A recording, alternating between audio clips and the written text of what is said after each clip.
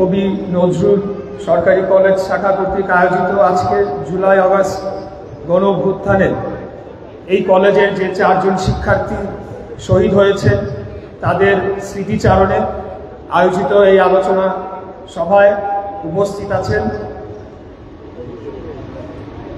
প্রধান বক্তা হিসেবে বাংলাদেশ জাতীয়তাবাদী দলের নির্বাহী কমিটির অন্যতম সদস্য জনাব হামিদুর রহমান হামিদ, সভাপতি আছেন কবি নজরুল সরকারি কলেজ ছাত্র দলের সভাপতি ফাহিম, এবং শহীদদের যারা শহীদ হয়েছেন সেই শহীদদের পরিবারবর্গ এবং উপস্থিত সকলকেই, সকল পর্যায়ের নেতৃবৃন্দ, আমার কবি নজরুল সরকারি কলেজ ছাত্র দলের সদস্যবৃন্দ, ছোট ভাইয়েরা এবং ছাত্র দলের বাইরেও যারা বিভিন্ন সামাজিক সংগঠনে অনেকেই উপস্থিত আছেন, সবার এই সম্মেলনে এই প্রোগ্রামটি হচ্ছে। সবাইকে আমার অন্তরস্থল থেকে শুভেচ্ছা ও অভিনন্দন জানাচ্ছি। আজকে আমরা একটি মুক্ত আকাশের নিচে খোলা পরিবেশে দীর্ঘ বছর পর আমরা আলোচনা সভা বা রাজনৈতিক কর্মকাণ্ড করতে পারছি। সেটার জন্য আমাদেরকে প্রথমেই গত জুলাই আগস্টে যে সকল ভাইয়েরা বোনেরা শহীদ হয়েছেন তাদেরকে গভীর শ্রদ্ধা ভরে স্মরণ করছি। আমি বিশেষভাবে স্মরণ করতে চাই শহীদ তৌহিদুল ইসলাম, শহীদ ইকরাম হোসেন কাউসার, শহীদ জিহাদ হোসেন এবং শহীদ ওমর ফারুক, যারা এই কলেজের ছাত্র ছিলেন। জুলাই আগস্ট গণ অভ্যুত্থানে তারা সক্রিয়ভাবে অংশগ্রহণ করেছেন এবং তাদেরকে খুনি স্বৈরাচারী ফ্যাসিস্ট ডাইনি হাসিনার রক্ষী বাহিনী, খুনি বাহিনী নির্মমভাবে গুলি চালিয়ে হত্যা করেছে। তাদের রক্তের বিনিময়ে, তাদের জীবনের বিনিময়ে আজকে আমরা এই স্বাধীনতা আমাদের ছিলই, স্বাধীনতা আমরা ফেরত পেয়েছি।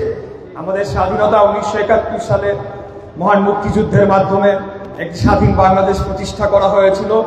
খুনি স্বৈরাচারী ফ্যাসিস্ট হাসিনা এবং সন্ত্রাসী আওয়ামী লীগ এবং নিষিদ্ধ ছাত্রলীগ এবং তাদের সকল পেটোয়া বাহিনী, খুনি বাহিনী দীর্ঘ 17 বছর বাংলাদেশে গণতন্ত্রকে গলা টিপে হত্যা করেছে। বিরোধী দলমত দমন করতে গিয়ে জুলুম নির্যাতনের মধ্যযুগীয় বর্বরতাকেও হার মানিয়েছে।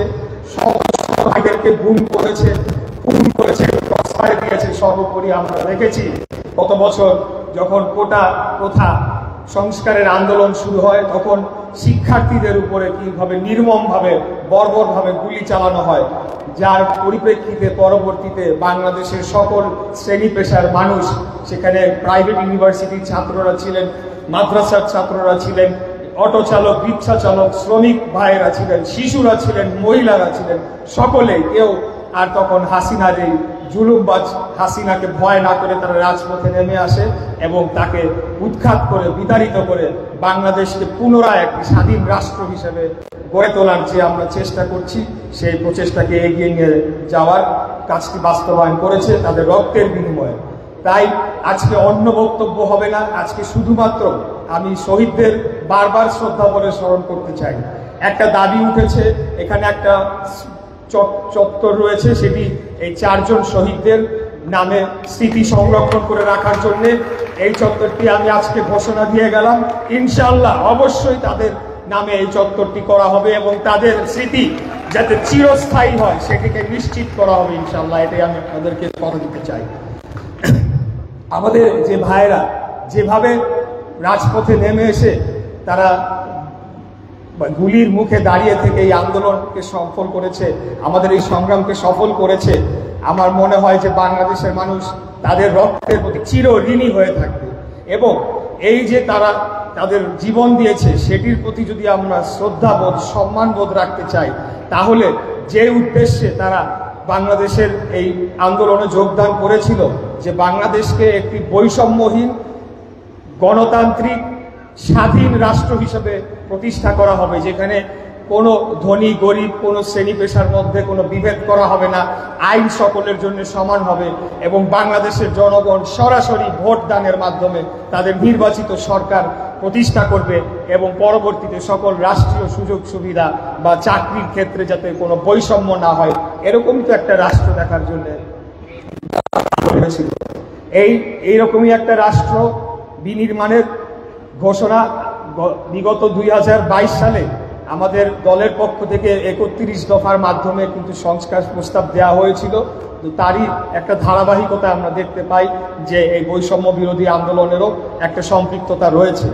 তাই আমি যারা আমাদের ছাত্র দলের ভাইয়েরা আছে তাদেরকে বলবো যে বিগত 5ই আগস্টের পরে গতানুগতিক রাজনীতির চিন্তাধারা থেকে বের হয়ে এসে আমাদেরকে নতুনভাবে চিন্তা করতে হবে। নতুন যে 3.5 কোটি ভোটাররা যুক্ত হয়েছে তাদেরকে কিভাবে আমরা আমাদের দলের প্রতি আকৃষ্ট করতে পারি আমাদের কর্মসূচির মাধ্যমে, আমাদের রাজনৈতিক কর্মকাণ্ডের মাধ্যমে, সেটির দিকে আমাদেরকে বিশেষভাবে নজর দিতে হবে। আপনারা জানেন যে গণ অভ্যুত্থানকে নিয়ে এটা অনেকেই ইতিমধ্যে বলে গিয়েছেন যে একটা এখানে সোল এজেন্সি বা এটার একটা একক কৃতিত্ব নেওয়ার একটা গ্রুপ সৃষ্টি হয়েছে বিভিন্ন জায়গায় এবং তারা বিভিন্ন ধরনের দুর্নীতিতে জড়িয়ে পড়েছে, বিভিন্ন ধরনের অপকর্মে জড়িয়ে পড়েছে।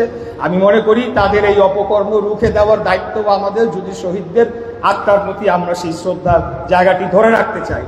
আর সর্বশেষ যে কথাটি বলবো যে যেটি ইতিমধ্যে বলছিলাম যে নতুনভাবে আমাদের চিন্তা করতে হবে। 3.5 কোটি ভোটাররা যুক্ত হয়েছে, আমাদের শুধু আগামী নির্বাচন, আমি ছাত্রদল করবো, আগামী নির্বাচনের কথা চিন্তা করলে হবে না।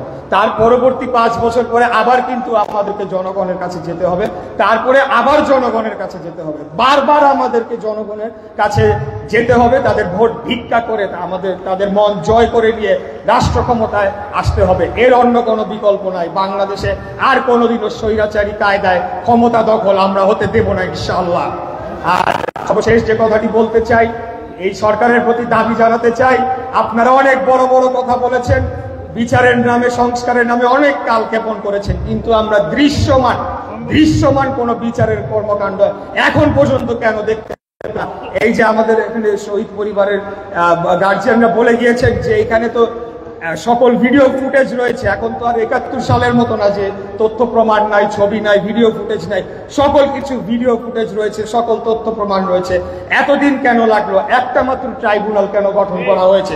কেন আরো 5টা দ্রুত বিচার ট্রাইব্যুনাল বা মানবতা বিরোধী ট্রাইব্যুনাল কেন গঠন করা হচ্ছে না? কেন একসাথে এই সকল বিচার কার্যের যে চার্জশিট সেগুলো দেওয়া হচ্ছে না? এবং একটি ভয়াবহ খবর, যে পুলিশ অফিসার বলছিল, ওয়ারি থানার ডিসি ছিল, ওই যে স্বরাষ্ট্রমন্ত্রীকে দেখাচ্ছিল যে একটা মারলে তো আরেকটা দাঁড়া যায়, 1 বছর পরে তাকে বলে বরখাস্ত করেছে। বরখাস্ত মানে তাকে তো জেলের ভিতরে রাখার কথা ছিল, কেন সে বাইরে হয়েছিল এত বছর? সেই জবাব আমরা এই বর্তমান সরকারের কাছে চাই। এই বর্তমান সরকার তারা অনেক, যেটা বলেছি, অনেক কিছুই বলছে, কিন্তু তাদের চারপাশে স্বৈরাচারের দোসর দিয়ে ঘেরা, সেইভাবে তারা দেশকে চালাচ্ছে। আমি তাই তাদেরকে আহ্বান জানাবো, আমরা আপনাদের শত্রুরা। এনসিপি কে বলবো, আমরা আপনাদের শত্রুরা। আপনাদের শত্রু গোপালগঞ্জে আপনারা গিয়েছিলেন, একটা আপনারা উদাহরণ নিয়ে এসেছেন যে আপনাদের আসল শত্রু কারা, কারা আপনাদেরকে খুঁজছে, কারা আপনাদের প্রতি প্রতিশোধ নিতে চায়। আমরা বাংলাদেশ জাতীয়তাবাদী দল বিএনপি, আমরা যদি শক্ত হাতে এই খুনি হাসিনা বাহিনীকে 5 তারিখের পরে দমন না করতাম, তাহলে আপনাদের জন্য কিন্তু সহজ হতো না বিষয়টা। বাংলাদেশ জাতীয়তাবাদী দল নতুন কোন রাজনৈতিক দল নয়। শহীদ রাষ্ট্রপতি জিয়াউর রহমান, যিনি বাংলাদেশের স্বাধীনতার ঘোষণা দিয়েছিলেন, যখন সকল রাজনৈতিক নেতৃবৃন্দ Immigration to Canada. We provide the best quality service and solution for Canada immigration. Please visit our website and contact for details.